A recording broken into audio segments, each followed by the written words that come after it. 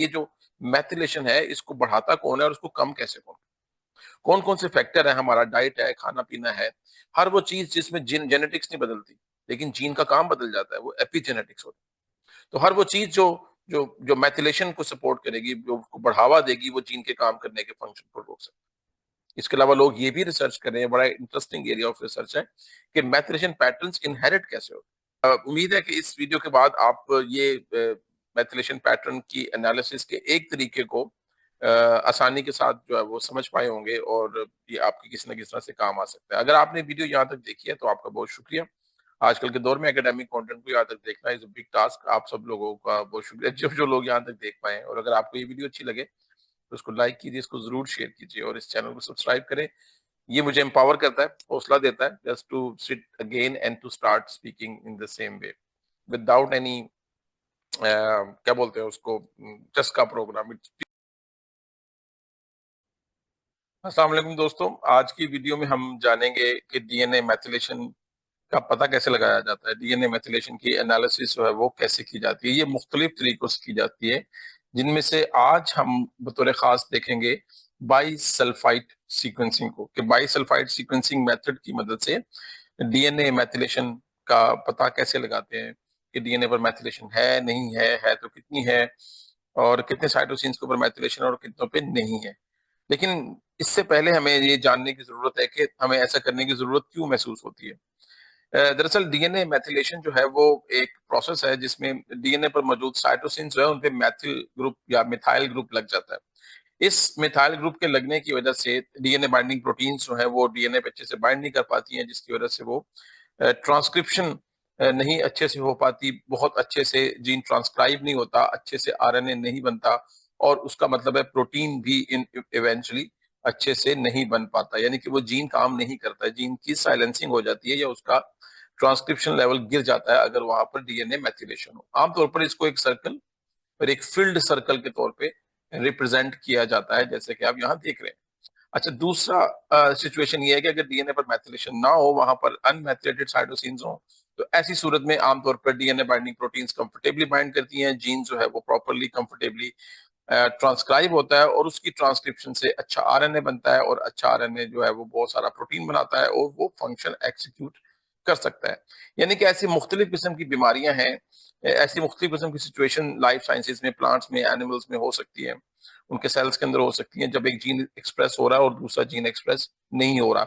Although कि DNA sequence is perfectly fine, कोई mutation नहीं है, तो किसी म्यूटेशन की गैर मौजूदगी में भी एक जीन जो है वो अपना काम करना छोड़ सकता है, अगर किसी जीन के प्रमोटर रीजन में, खासतौर पर सीपीजी आइलैंड में हाइपर मैथिलेशन हो तो।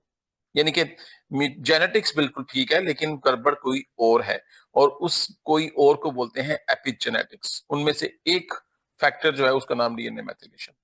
तो ये पता लगाना एक्सपेरिमेंटली बहुत जरूरी है कि आपका जो एरिया ऑफ रिसर्च है, जो टारगेट जीन है, उसका जो टारगेट लोकेशन है, वहां पर मैथिलेशन ज्यादा है या कम है, वहां वो हाइपर मैथिलेशन है वहां पे, या वहां पे हाइपोमैथिलेशन है।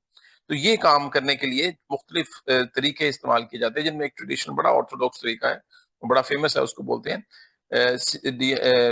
बाईसल्फाइड सीक्वेंसिंग मेथड। इसमें हम जीनोमिक डीएनए सेल से एक्सट्रैक्ट करते हैं। जिन सेल्स में किसी टारगेटेड लोकेशन में डीएनए मैथिलेशन का पता लगाना हो, सबसे पहला काम ये होता है कि वहां पर उन सेल्स में से हम एक्सट्रैक्ट कर लेते हैं जीनोमिक डीएनए को। फॉर एग्जांपल ह्यूमन सेल्स में या ह्यूमन सेल लाइंस के अंदर आपने किसी पर्टिकुलर जीन की पर्टिकुलर लोकेशन के ऊपर डीएनए मैथिलेशन को स्टडी करना है, तो आप उन ह्यूमन सेल्स या सेल लाइंस में से ह्यूमन जीनोम को एक्सट्रैक्ट कर लेंगे। तो डीएनए चाहिए होता है आपको, DNA extracted human genomic DNA आपको चाहिए होता है, जो आप टिपिकल ट्रेडिशनल तरीकों से एक्सट्रैक्ट कर सकते हैं। उसके बाद हम उस डीएनए को मिक्स करते हैं, मिला देते हैं एक सीरीज ऑफ रिएक्शंस की मदद से, जिसमें हम उसमें बाइसल्फाइड की ट्रीटमेंट करते हैं। अच्छा, बाइसल्फाइड की ट्रीटमेंट क्या करती है? आमतौर पर ये जो लोग इस चीजों को बेचते हैं ना, वो किट्स बनाकर बेचते हैं, उसके अंदर लिखा होता है कि पहले ए से मिलाएं, फिर बी से मिलाएं, फिर ये यहाँ पर रखें, इतने टेम्परेचर पर रखें। लेकिन उसकी जो केमिस्ट्री है वो बड़ी सादा है, और उसमें क्या होता है कि जो बाइसल्फाइड का ट्रीटमेंट है वो डीएनए में मौजूद तमाम साइटोसिन्स जो होते हैं, जितने भी साइटोसिन्स होते हैं, उनको कन्वर्ट कर देता है इवेंचुअली यूरासिल के अंदर। लेकिन ये वो तमाम साइटोसिन्स जिनके ऊपर मिथाइल ग्रुप नहीं लगा होता, यानी कि अनमेथिलेटेड साइटोसिन्स को वो कन्वर्ट कर देता है यूरासिल के अंदर। लेकिन अगर किसी जगह पर मैथिलेटेड साइटोसिन हो, साइटोसिन पे मैथिल ग्रुप लगा हो, तो फिर ये वाला रिएक्शन नहीं हो पाता है। तो मोरल ऑफ द स्टोरी है कि बाइसल्फाइड का ट्रीटमेंट अनमैथिलेटेड साइटोसिन्स को कन्वर्ट कर देगा यूरासिल में, लेकिन जितने भी मैथिलेटेड साइटोसिन्स होंगे वो प्रोटेक्ट रहेंगे। उसके बाद जो प्रोडक्ट बनती है आफ्टर बाइसल्फाइड ट्रीटमेंट, उसका पीसीआर एम्पलीफिकेशन किया जाता है, उसको डुप्लीकेट किया जाता है, उसको एम्पलीफाई किया जाता है और फिर उसकी सीक्वेंसिंग की जाती है। सीक्वेंसिंग करते हुए छोटी सी ज्यादा सी जहानत का ध्यान रखते हुए हम इस बात को फिगर आउट कर सकते हैं कि कितने साइटोसिन्स हैं जो मैथिलेटेड थे और कितने साइटोसिन जो थे वो अनमैथिलेटेड थे। देखते हैं ये काम कैसे होता है। मिसाल के तौर पर ये मेरे पास एक ओरिजिनल डीएनए का सीक्वेंस है, ठीक है। ये जो ओरिजिनल डीएनए सीक्वेंस है, फर्ज करते हैं ये किसी रेगुलेटरी रीजन का है, सीपीजी आइलैंड का है, जहाँ बहुत सारे सीज हैं, जीज हैं जो आप देख सकते हैं। इनमें से कुछ सी ऐसे हैं जो जिनके बारे में हम ये अस्यूम कर सकते हैं कि वो अनमैथिलेटेड है, जिनके ऊपर मिथाइल ग्रुप नहीं लगा हुआ। ये दो सी पर्टिकुलरली ऐसे हैं जिनके ऊपर मिथाइल ग्रुप लगा हुआ है। तो बाइसल्फाइड सीक्वेंसेस इस मैथिलेटेड साइटोसिन को इन अनमैथिलेटेड साइटोसिन से कैसे अलग करेगा? This is the question. ये सवाल है जिसका जवाब हम देखने जा रहे हैं। तो ये इसमें कुछ सी ऐसे हैं जो अनमैथिलेटेड हैं, कुछ सी ऐसे हैं जो दो मिसाल के तौर पर जो मैथिलेटेड है। जब हम इसका बाइसल्फाइड के साथ ट्रीटमेंट करेंगे, सोडियम बाइसल्फाइड के साथ, तो उसके नतीजे में जितने भी साइटोसिन्स होंगे जिन पे मैथिल ग्रुप नहीं लगा हुआ, वो इस ट्रीटमेंट के नतीजे में यूरासिल में कन्वर्ट हो जाएंगे। उस तमाम के तमाम साइटोसिन जो हैं वो अनमैथिलेटेड साइटोसिन जो है वो यूरासिल में कन्वर्ट हो जाएंगे। ये चारों के चारों कन्वर्ट हो जाएंगे, ये सारे कन्वर्ट हो जाएंगे। सिमिलरली ये वाला साइटोसिन भी कन्वर्ट हो जाएगा यूरासिल में, ये वाला साइटोसिन भी यूरासिल में कन्वर्ट हो जाएगा, ये अनमैथिलेटेड था। लेकिन वो वाले साइटोसिन जो मैथिलेटेड थे वो बाइसल्फाइड ट्रीटमेंट से अनअफेक्टेड रहेंगे, वो एज इट इज साइटोसिन के साइटोसिन ही रहेंगे आफ्टर द ट्रीटमेंट भी। तो बाइसल्फाइड प्रोडक्ट के अंदर अनमिथाइल साइटोसिन्स खत्म हो जाएंगे, उनकी जगह पर यूरासिल अपीयर हो जाएंगे, ये जहां जहां पर यूरासिल अपीयर हो जाएंगे। और जितने भी मैथिलेटेड साइटोसिन्स होंगे वो एज इट इज सर्वाइव कर जाएंगे इन द फॉर्म ऑफ सी, ये वाला भी और ये वाला भी। लेकिन जाहिर है ये तो ट्यूब के अंदर रिएक्शन हो रहा है, हमें नहीं पता। उसके बाद हम इसका पीसीआर करते हैं। जब इसका हम पीसीआर रिएक्शन करते हैं, इसकी पीसीआर एम्पलीफिकेशन करते हैं, तो उसके नतीजे में तमाम यूज जो है इनकी जगह पर, जाहिर है इनकी जगह पर जो न्यूक्लियोटाइड बेस रिप्लेस होगा पीसीआर प्रोसेस के दौरान डीएनटीपीज में जो होता है थायमीन, इन यूरोसिल की जगह पे थायमीन लग जाएगा, इस यूरोसिल की जगह पे भी थायमीन लग जाएगा, इस यूरोसिल की जगह पे भी थायमीन लग जाएगा, इस यूरोसिल की जगह पे भी थायमीन लग जाएगा। ये वाला यूरोसिल भी थायमीन में कन्वर्ट हो जाएगा, ये वाला यूरोसिल भी थायमीन में कन्वर्ट हो जाएगा। लेकिन ये साइटोसिन चूंकि साइटोसिन है, लिहाजा इसकी जब पीसीआर एम्पलीफिकेशन होगी तो ये साइटोसिन से रिप्लेस होगा, ये भी साइटोसिन में रिप्लेस होगा। जितने भी बाकी बेस पेयर हैं वो एज इट इज रहेंगे। जी जो है वो जी में कन्वर्ट हो जाएगा, कन्वर्ट हो जाएगा, मतलब जी में रहेगा। ये जी जब एम्पलीफाई होगा तो ये जी बनाएगा, ये जी जब एम्पलीफाई होगा तो दूसरी स्टैंड में भी ये जी बनाएगा। वो जो हमें नई पीसीआर प्रोडक्ट मिलेगी, उन पीसीआर प्रोडक्ट का हम सीक्वेंस करवाते हैं।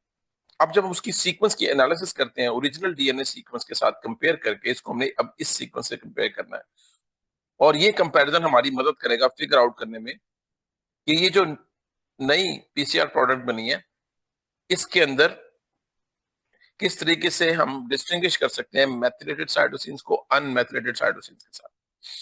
सबसे पहले तो ये याद रखिए कि जितने भी मैथिलेटेड साइटोसिन्स होंगे ये वाले, ये ड्यूरिंग द ट्रीटमेंट साइटोसिन के साइटोसिन ही रहेंगे, लिहाजा वो पीसीआर प्रोडक्ट के अंदर भी एज ए साइटोसिन ही आएंगे। इसका मतलब जो भी सी हमें पीसीआर प्रोडक्ट में दिखेगा, हम उसको आंखें बंद करके कह सकते हैं कि ये वो सी हैं जिन्होंने बाइसल्फाइड ट्रीटमेंट सर्वाइव किया। इसका मतलब ये हुआ कि ये वो सी हैं जिनके ऊपर मैथिल ग्रुप लगा हुआ था। तो इनको आप ट्रेडिशनली आंखें बंद करके इनको डार्क कलर कर सकते हैं, इनके बारे में कह सकते हैं कि भाई ये जो सी यहाँ पर आए थे ये सारे सी कौन है, ये मैथिलेटेड साइटोसिन्स है। अच्छा, अब इसमें जो टी है पीसीआर प्रोडक्ट में, ये दो जगहों से आ सकते हैं। एक टी वो है जो अनमैथिलेटेड साइटोसिन से आया है, यानी कि अनमेथलेटेड साइटोसिन यूरासिल में कन्वर्ट हुआ, यूरासिल की एम्प्लीफिकेशन हुई और थायमिन बना है। तो ये वाले टी वो हैं जो अनमेथलेटेड साइटोसिन से आए हैं। ये वाला टी भी वही है। ये दोनों टी के बारे में गौर फरमाएं। ये वाला टी वो है जो अनमेथिलेटेड साइटोसिन की यूरासिल कन्वर्शन के नतीजे में सामने आया। लेकिन ये टी जो है, ये ओरिजिनल सीक्वेंस के अंदर भी टी ही था। इसका मतलब है जो पीसीआर प्रोडक्ट में टीज मिलेंगे ये दो तरह के होंगे, इधर या तो वो आए हैं अनमेथिलेटेड साइटोसिन से या वो सचमुच के टी से आए हैं। अगर ओरिजिनल डीएनए सीक्वेंस में यहां पर टी है तो इसका मतलब है कि हर टी जो है, ये ऐसा टी जो है, इसको हम फाइनल सीक्वेंस के अंदर टी ही कंसीडर करेंगे। लेकिन अगर किसी टी की ओरिजिनल लोकेशन में सी लगा हुआ है तो ऐसी सिचुएशन में इस टी को क्या कंसीडर करेंगे? अनमेथिलेटेड साइटोसिन। तो हर टी जो है जो कि ओरिजिनली साइटोसिन था, इस पीसीआर प्रोडक्ट में वो अनमेथिलेटेड साइटोसिन को रिप्रेजेंट करेगा। ये भी अनमेथिलेटेड साइटोसिन को रिप्रेजेंट करेगा, ये भी अनमेथिलेटेड साइटोसिन को रिप्रेजेंट करेगा, और ये चारों भी अनमेथिलेटेड साइटोसिन को रिप्रेजेंट करेंगे। जबकि ये दो सी जो थे, ये दो सी जो थे सर्वाइव किए हैं, ये मेथिलेटेड साइटोसिन्स को रिप्रेजेंट करेंगे। इस तरह से हम किसी भी गिवन लोकेशन ऑफ डीएनए के ऊपर साइटोसिन्स के ऊपर मेथिलेशन की जो मेथिलेशन का पैटर्न है वो हम फिगर आउट कर सकते हैं। और याद रखें, अगर मेथिलेशन ज्यादा होगी वो उसको हाइपर नॉर्मल से ज्यादा होगी वो हाइपर मेथिलेटेड डीएनए होगा। अगर वहां पर मेथिलेशन कम होगी तो वो हाइपो मेथिलेशन या हाइपोमेथिलेटेड डीएनए होगा। और अगर वो नॉर्मल की तरह की होगी तो उसको नॉर्मल कंसिडर करते हैं। और जैसा कि हम पहले कह चुके हैं कि हाइपोमेथिलेशन स्टेट में ये वाला रीजन जो है वो अच्छे से डीएनए बाइंडिंग प्रोटीन्स को अकोमोडेट नहीं करता है, ट्रांसक्रिप्शन को स्लो डाउन करता है, इवन साइलेंस भी कर सकता है। तो उम्मीद है कि इस सारे प्रोसीजर के बाद आप लोग ये बात फिगर आउट कर चुके होंगे कि किस तरीके से एक बाइसल्फाइड केमिकल कंपाउंड जो है उसने साइंटिस्टों को अनेबल किया कि वो मैथलेटेड और अनमैथलेटेड डीएनए में फर्क कर सकें। और बहुत सारी बीमारियां जो जीन साइलेंसिंग की वजह से होती हैं, बहुत सारे ऐसे मॉलिक्यूलर प्रॉब्लम्स जो जीन साइलेंसिंग की वजह से होते हैं, जिनकी जेनेटिक्स में कोई इशू नहीं होता, उनका में कोई म्यूटेशन नहीं होती, लेकिन जीन नहीं काम कर रहा होता, तो आज हम ये जान पाए हैं कि ऐसा दरअसल डीएनए की हाइपरमेथिलेशन की वजह से हुआ है। साइंटिस्ट ये भी रिसर्च करने की कोशिश कर रहे हैं, आजकल बहुत एक्टिवली रिसर्च करने की कोशिश करते हैं कि ये जो मैथिलेशन है इसको बढ़ाता कौन है और उसको कम कैसे कौन कौन कौन से फैक्टर है, हमारा डाइट है, खाना पीना है, हर वो चीज जिसमें जिन जेनेटिक्स नहीं बदलती लेकिन जीन का काम बदल जाता है, वो एपिजेनेटिक्स होता है। तो डीएनए मैथिलेशन भी एक एपिजेनेटिक मैकेनिज्म है डीएनए रेगुलेशन का।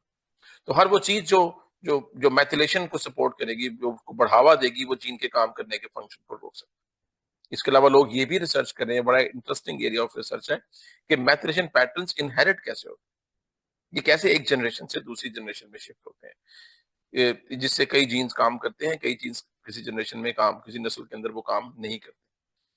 तो उम्मीद है कि इस वीडियो के बाद आप ये मैथिलेशन पैटर्न की एनालिसिस के एक तरीके को आसानी के साथ जो है वो समझ पाए होंगे, और ये आपके किसी न किसी तरह से काम आ सकता है। अगर आपने वीडियो यहाँ तक देखी है तो आपका बहुत शुक्रिया। आजकल के दौर में एकेडमिक कंटेंट को यहाँ तक देखना इज अ बिग टास्क। आप सब लोगों का बहुत शुक्रिया जो जो लोग यहाँ तक देख पाए हैं। और अगर आपको ये वीडियो अच्छी लगे तो उसको लाइक कीजिए, इसको जरूर शेयर कीजिए और इस चैनल को सब्सक्राइब करें। ये मुझे एम्पावर करता है, हौसला देता है, just to sit again and to start speaking in the same way without any क्या बोलते हैं उसको, Chaska program. It's purely academic content. यहाँ पर कुछ नहीं मिलेगा आपको other than simple learning and knowledge. सब लोग का बहुत शुक्रिया डॉक्टर मुस्तफा की तरफ से। अल्लाह हाफिज।